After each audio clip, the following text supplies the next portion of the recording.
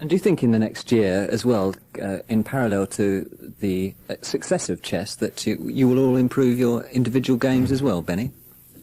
What do you mean individual games? I don't... Chess games. The chess games. Well, I wouldn't know. I think the year that is to come will be the most interesting year in my life as in my working life.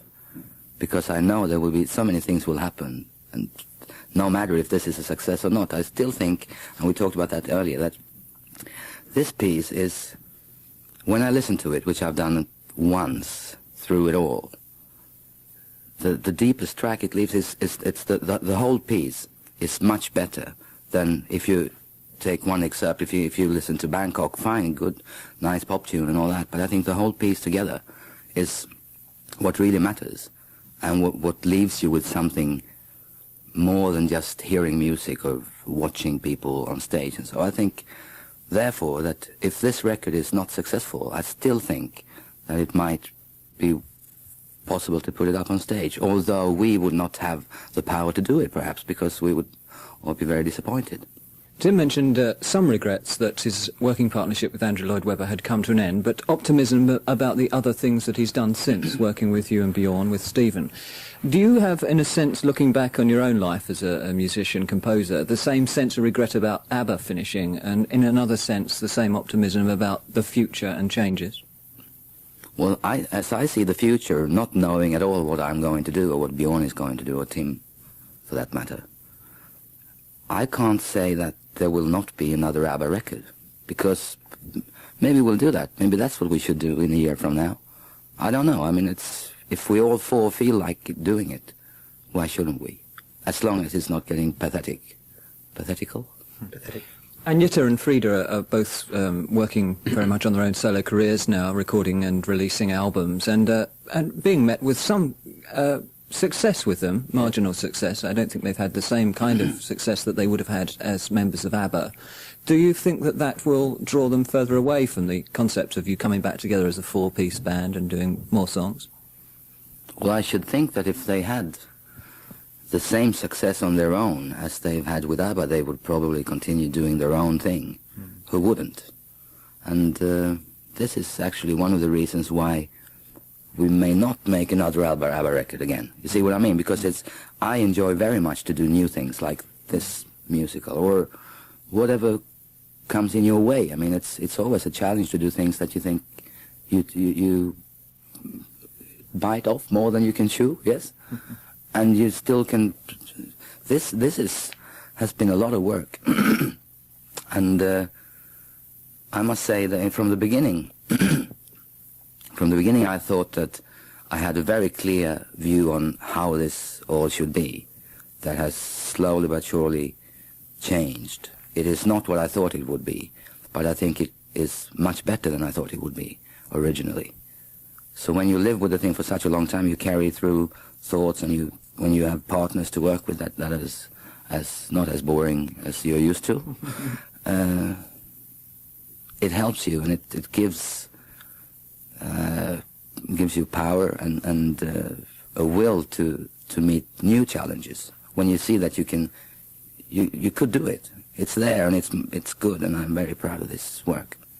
Tim, finally, working with Andrew and Stephen, two different people that write more traditional theatre, if you like, musicals, productions that are going to be seen by people in theatre. With Björn and Benny, you've worked with two pop musicians, entirely different philosophy, pop music. Is it something that you've harboured as an ambition for a long time, that is to work with people that you listen to on the radio, you know, pop songs on the radio, someone that you'd like to work with like that?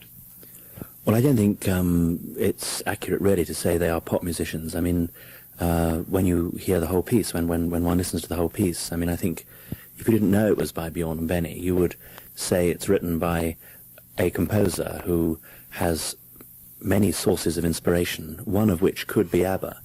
And in a way, I mean, some of Andrew's background was also rock and pop. It was just that Andrew achieved his first success in the theatre and never had any pop success before he made it in the theatre. mainly because, he didn't try, really. I mean, he was going straight for the theatre, but Andrew's influences were, in a way, the same as Björn and Benny's were. They were records and rock and roll. And Stephen is a different kettle of fish. He's much more classically orientated, and I would like maybe one day to work with him again. But at the moment, I think that at this time, I could not work with a better composing team. I mean, they are absolutely fabulous, and it's been very good for me. I think I've done better work with Björn and Benny, from my point of view, than I would have done with anybody else, because I feel I'm living up to a very high standard. If I was working with musicians, whatever their background, who maybe hadn't got the track record or hadn't quite got the melodic skills, then I think it would have probably made my work worse. As it was by far the hardest libretto I've ever had to write, because I was conscious of having to match a very high standard. And maybe if I'd written this with Andrew, it would have been a bit doing it again, and what can we do this time? And I think the inspiration would not have been there. But this time you really stretched yourself as well, stuck your neck out a little bit, do you think? Yes, I mean, there have been times when, quite frankly, I've absolutely got very depressed about it, really. Long periods of, 2 or 3 weeks when I think, I just can't do this. I really thought that, which I never had before. But in the end, I did, and I now feel much better about it. Whereas if nothing against Andrew whatsoever. It's just that having done 3 shows with him, maybe to do a 4th at this point in my life, it could have been routine, and I would have settled for something that was quite good and quite slick and quite clever. But it wouldn't have had any of the feeling and the agony that this thing's had. And I think that's because I've been working with 2 guys, who are at the very top of their profession.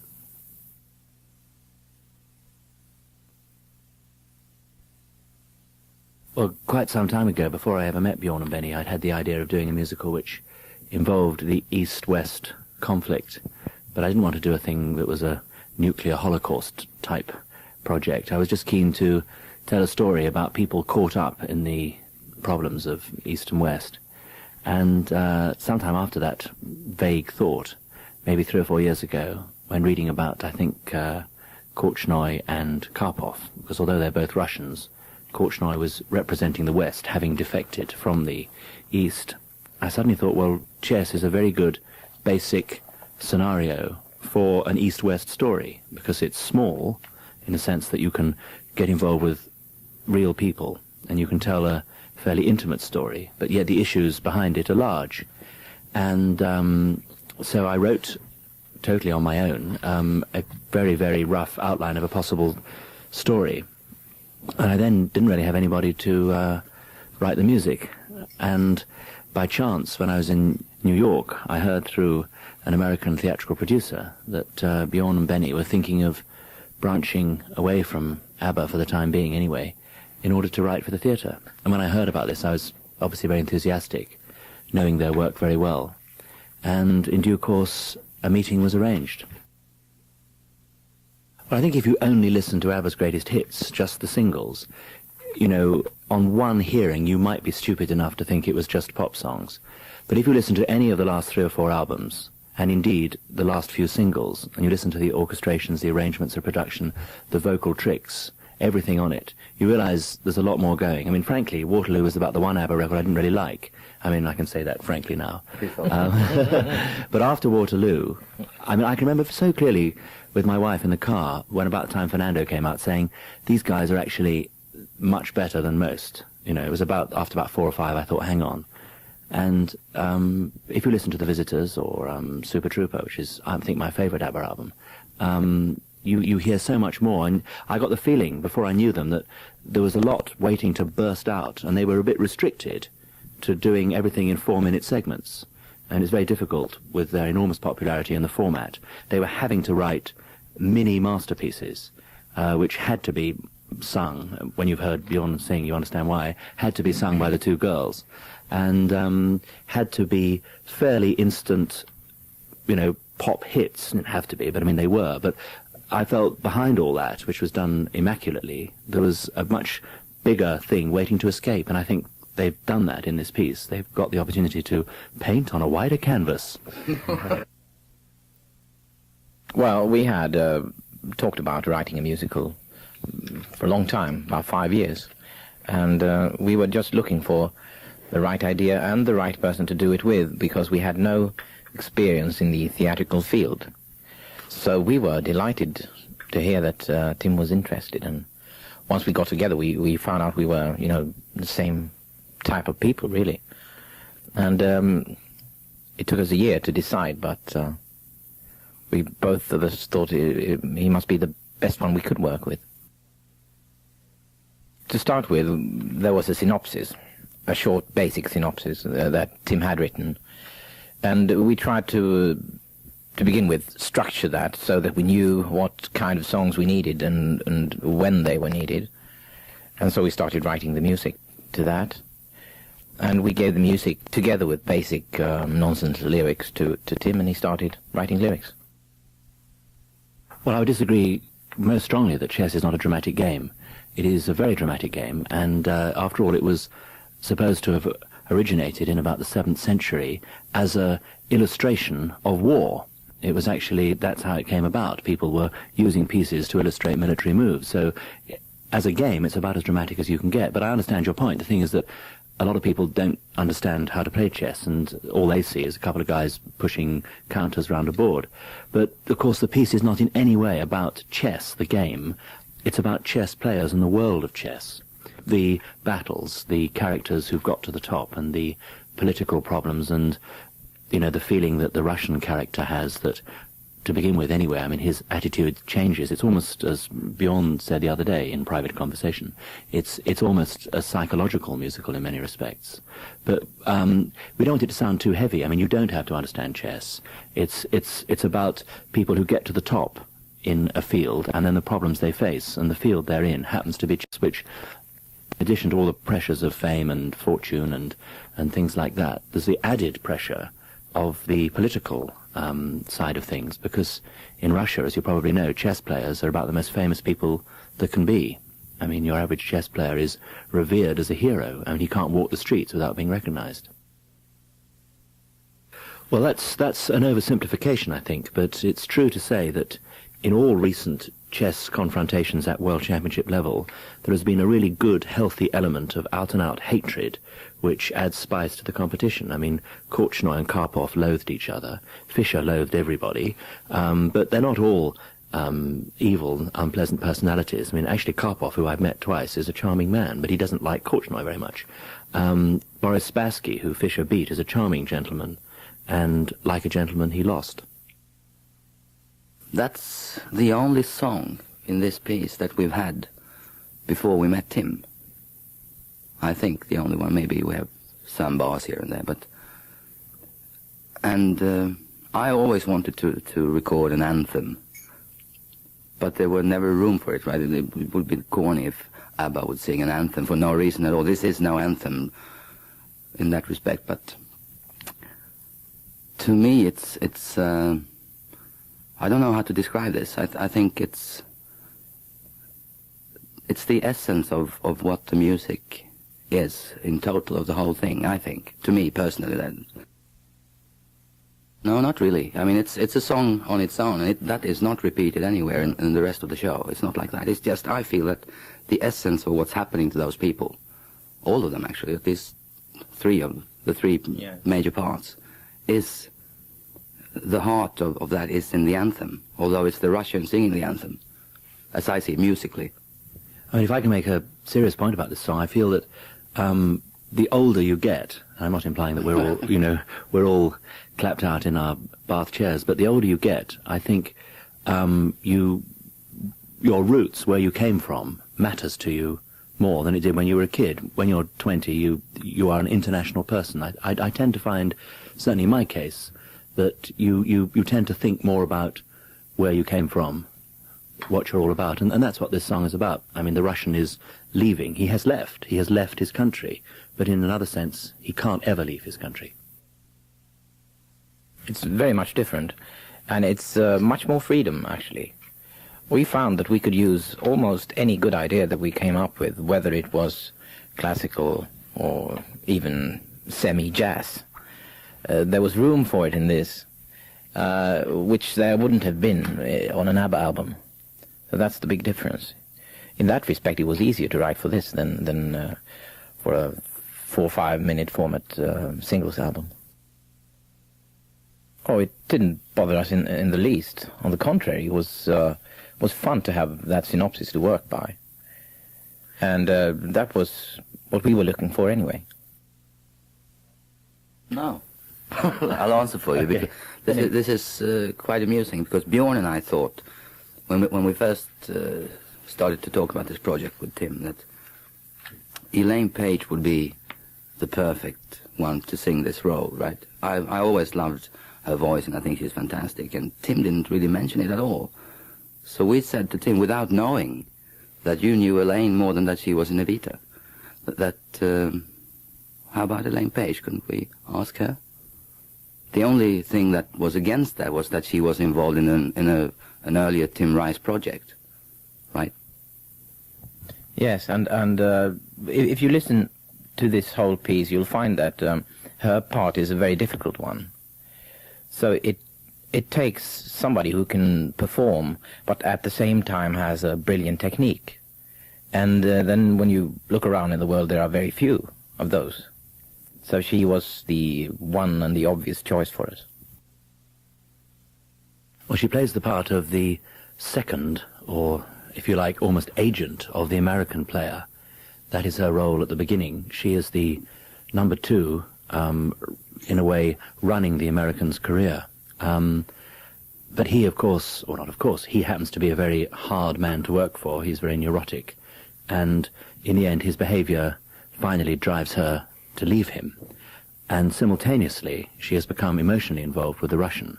So, in fact, she changes sides. But, of course, the Russian by then has defected to the West. So she is now dealing with a man who has defected and a man who is out of his natural environment. She's swapped that, if you like, for a neurotic man in his correct environment.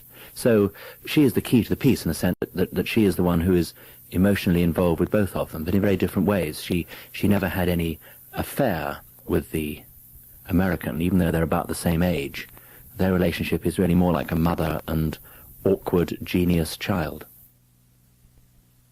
In fact, that comes when at the point when the American has treated her badly, and when she finds that the Russian is not, a bad type at all, he's rather nice, and she finds that she's perhaps on nobody's side. She's just on her own side at that point, and it's rather an optimistic tune, which comes halfway through the first act. Oh yes, it was, and working with her was a terrific experience, because she's so fast and accurate, but still has, the warmth and gives the performance. Well, in terms of where you go about it, there's not an enormous difference, because with Andrew it was the same formula, really, and we would get the plot first, and then Andrew would write some themes, and then I would put the lyrics to the tunes. That was the rough, simplified way of doing it. But I think one thing, without in any way making comparisons, because I had a wonderful time with Andrew and we were very successful, but I think one added advantage, apart from the fact there's one more brain to throw ideas around with, which helps, what I was given by Björn and Benny was something more than just a tune. I was usually given a lyric, not a serious lyric in many cases, but often there were great ideas or lines which Björn had come up with, which put me onto a good road, and one or two lines which I really thought, well, that's a great title, or that's a wonderful phrase, and it really set me off in a direction that I might not have thought of otherwise. So I think that's been a great asset, which I haven't had before. I mean, you can't expect composers to be, superb lyricists as well, but if they have a clue about words, it helps. Well, we wanted to make a record first, because we are record people. I mean, we know how to handle that, and that's the field where we have our experience. For me, I'd say that what's on the album, it's just over an hour and a half, is the essence of all the music we've written, right? There is another half hour in the can. And I should think that we might end up with using all of that material, or writing some new songs for the show, or maybe have some spoken parts in the show. I don't know. Well, we would have to reconsider, if the album is a total flop, especially here in England, since we want to set it up on stage here to start with. So it has to be a hit or half hit for us to even consider having it on stage. The reason we've done it this way, and other than what Benny said, is also that when you go straight to theatre, you have 8 or 9 things that you've got to get right at once. And it's very hard to do that. You've got to make sure that the set, the look of the show, the choreography, the lighting, hundreds of other factors, which are all very important. But none of these elements, absolutely none of them, I believe, including the direction, is quite as important at the end of the day as the music and the lyrics. And if we do a record, that's all that matters. I mean, obviously you've got to perform it well, but that's not difficult when you've got great artists. And all we have to worry about at the moment, which is a lot, is to make the score as great as we can. And if the score works, then we know that the other factors have got that much better chance of working. And also it gives us control. We can say, I mean, certainly with Evita, which I went the same route, I mean, there was no way any director could say, whoever he was, well, the first thing we do is drop Don't Cry For Me Argentina. I mean, he couldn't say that. So we hope that if the score is successful on record, that will be 90% at least of what goes into the theatre. This is the beginning of the second act. So it's the second World Championship chess held in Bangkok. And at this point he is not there in his capacity as a chess player. He's there privately or hired by a TV network. And the first one, the Bangkok song, is really fairly general about Bangkok and what's happening there. Of course, I mean, we wrote the songs for ABBA, so people will spot a lot of ABBA in this, but it's not ABBA, it's Benny and me. Well, we had a lot of trouble thinking of somebody who could sing the part of the American. Had to be somebody who could sing rock, had to be somebody who could act, and also had a very good range, because as with Elaine's part, it's a difficult part to sing. And we thought about Murray because I remembered him from Superstar days. I haven't worked with him since then. And by good fortune, when we were coming to the point where we had to find somebody fairly soon, he had a concert in London, whereas he'd spent the last 5 years in France, where he's a big star. And we all went to see him at his concert, which was very impressive. And we played him some of the tunes, and he liked it, and we liked him, and that was it. Well, Barbara is featured on 2 pieces. And of course she is a very big name in her own right, in the theatre as well as on record. And sad to say, I would be surprised if someone of Barbara's stature would play that part on stage, because it is a small part. But it's a very important part, and on record, as with Dennis Quilley, who's a very distinguished actor, as you know, it's great to have these top people happy to play comparatively small roles on record. I mean, that's in a way, if you like, another bonus of doing the record, is you can get the best people to do 1 number or 2 numbers, whereas you would never get Dennis Quilley, quite rightly, to agree to do 10 minutes out of a show, when the last thing he did on the London stage in a musical was Sweeney Todd. He was the lead and was on stage the whole show. Yes, I mean, we should talk about Tommy Körberg, because I feel that he is carrying this musical on his shoulders very much. Sure. He is one of the 3 leads, and his voice and the guy he is, and I hope that it will reach an audience far away from Sweden. The thing is that what he is doing is not what you would call obvious singles, right? You can't, I mean, he's singing the anthem, yes he is, but I mean, he's not doing any pop-oriented material at all in this, although he has the major part. And he is, how can I explain it? You better play a song with him, because I think he's a fantastic singer. Then there's another guy, a friend of ours, Björn, who was once in a group called the Blue Swede, who's doing the part of the arbiter in the opening ceremony in the first act. Small part, but as Tim says, equally important to the others. Well, Pity the Child is the American's breakdown, if you like, comes towards the end of the piece. And firstly, in the first half, we've seen him lose his title. We've seen him lose Florence his assistant and the woman who ran his life. He then comes to Bangkok, where the next championship is taking place, which doesn't involve him. And really his main point in being in Bangkok is to try and get what he lost back and to get some sort of revenge on both the Russian, who has stolen his title, and his support. And he spends the second half of the piece in various machinations, various deals. He tries every trick in the book to destroy the relationship between the Russian and Florence and to put the Russian off. And it's implied that he's actually in league with the Soviets, who of course are also very angry that their man deserted. And everything fails. For the first time in his life, he doesn't get his way. And the result is that he lets out all his frustrations and tells his life story. And you can see that this complex wreck of a character is something that goes right back to when he was 9. I wouldn't say it's a happy story, but I think the characters played by Tommy and Elaine, the Russia and Florence, end up knowing more about themselves than they did. So they've been, if you like, educated. They've come through the traumas of the piece in fighting condition, as it were. So you feel that there's optimism for them in their, for the rest of their lives, which is perhaps not true for the American. I think the American is perhaps the one who is most destroyed by the events, and maybe, who knows, he might be the one that gets the audience sympathy. This is the second scene of the second act, when we find that the Russian and Florence are actually living together, which we didn't know before that. And it's the closest we get to a love ballad, really, in this piece. And she sings this about him and about the way they are. Well, really, I think I'm right in saying it was Benny's idea one night, or was it Björn's? Or was ours. Anyway, I wasn't there. You're piggy in the middle. I was late.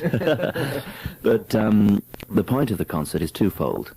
One is to launch the record, and to launch the album, we could just play the tapes and show a few slides and things, which I've done in the past with projects, and that's fine. But the other thing we wanted to do was to hear the piece played live by the forces that it was written for, i.e. a Socking Great Symphony Orchestra, a rock section, a choir of 40 or 50, the soloists, the synthesizers, everything.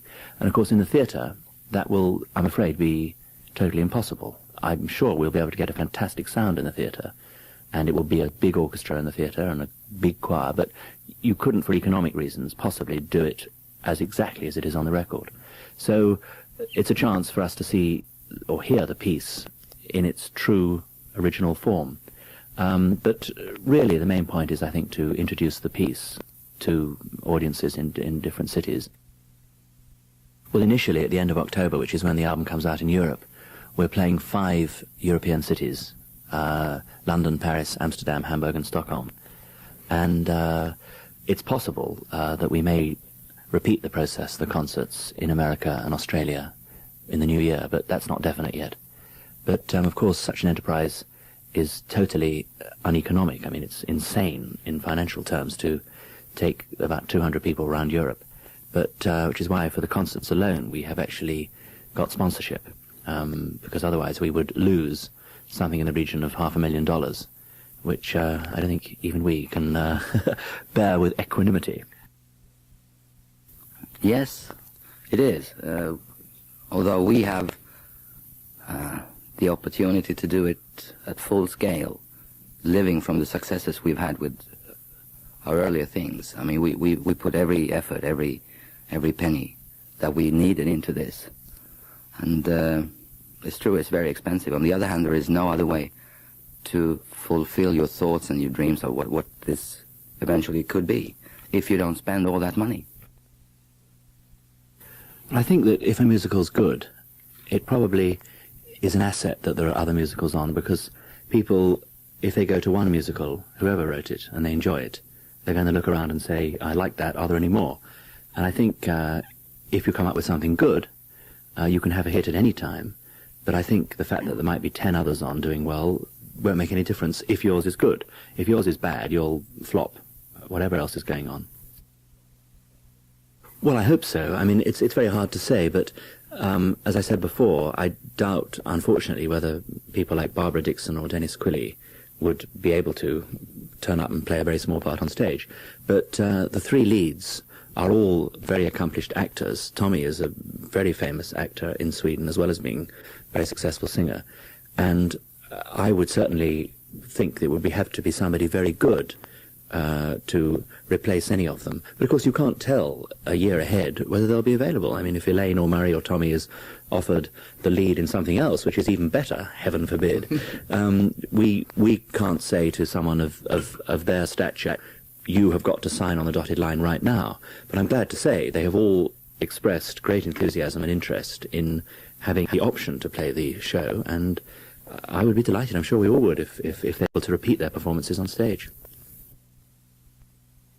Well, there's been a great interest by British chess players, and Britain is a very important chess centre. We've got some great players, not quite in the overall Russian league, but then who is in the Russian league? But the organisation and the depth of chess playing in this country is increasing all the time, and since it became known that I was working on this project, I've had lots of letters from the British Chess Federation and the Scottish Chess Federation, and from individual grandmasters and international masters, one of whom, Bill Hartston, who is perhaps the most famous chess personality in England and does a regular chess television show. He was very enthusiastic, and he's actually written for the album an essay, just the history of chess, a very entertaining essay, which is useful background information for people who don't know much about the game.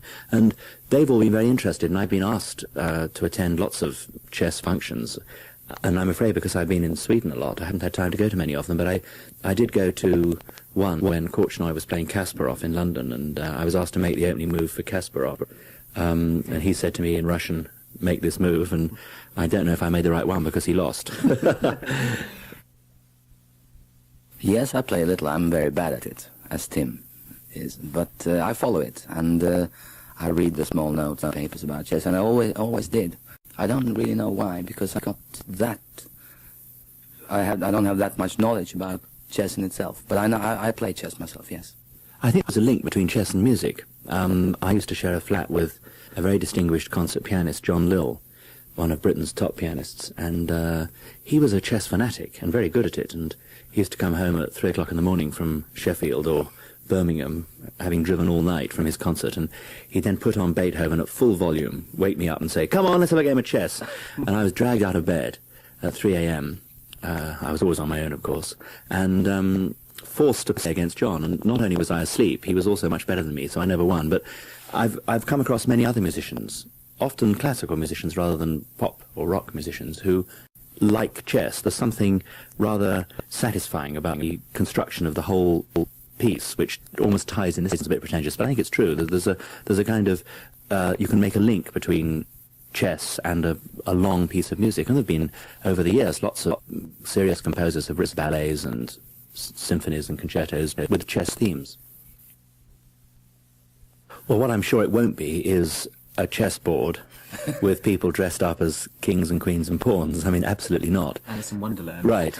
To be honest, I don't know is the answer, and this, of course, is what you want a director for. I mean, when we worked on Evita, we were very fortunate to get Hal Prince, who is one of the greatest musical directors in the world, and Hal did a wonderful job, and I didn't really see it the way he did, but as soon as he did it, I thought, well, of course, that's the only way you could do it. It's very hard because we're not directors, but what we want is a great director like Hal or somebody of his stature who will work with us, as Hal did on Evita, and make suggestions, and we can say, well, yeah, we like that or we don't like that. And we'll have to wait and see how it works visually. This is what I like most in this collaboration with Tim and with everybody, that if you compare it with making a pop record with ABBA, we carry the whole thing, right? From the beginning to the end of the project.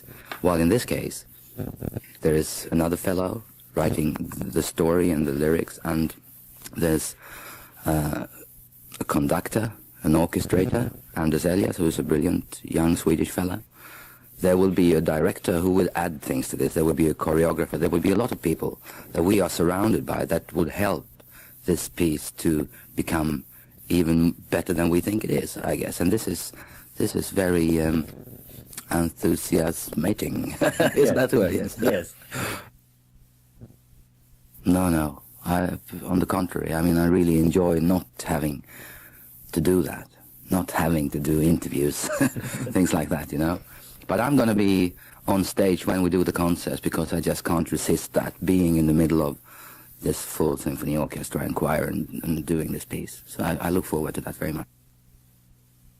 Well, this was one of the very first lyrics I wrote, even though it comes quite near the end of the show. And very simply, it's the song sung by two women, both of whom are singing about the same man. There's Elaine Page is singing the part of the Russian's mistress, Florence, realizing that things are coming to an end. And the Russian's wife, who has been deliberately planted in Bangkok by the Soviets, possibly with the collusion of the Americans. And she also feels that their relationship is at an end. So these two women are both singing about the same man, saying, I know him so well. But they both have different ideas of what he is, and really they're both only seeing a part of him. I don't know. I haven't thought about that, really. This has been so consuming for 2 years, more than 2 years, and it will still take us another year before this is coming alive on stage.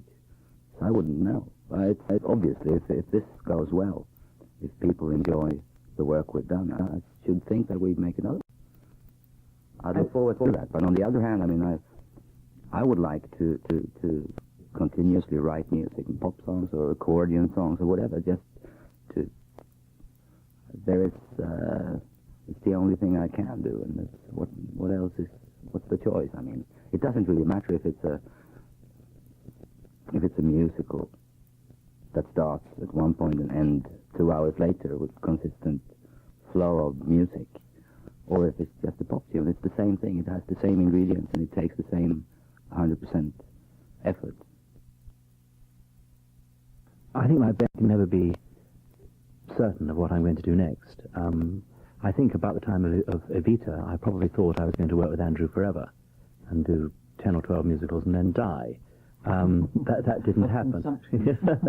That didn't happen, and obviously there are regrets that partnership didn't survive, but at the same time, now, I'm very glad it didn't, because it has been a very different experience working first with Stephen and then with Björn and Benny, and who knows what will happen, but if this is successful, then I would hope maybe in 3 or 4 years' time we might say, well, let's try again.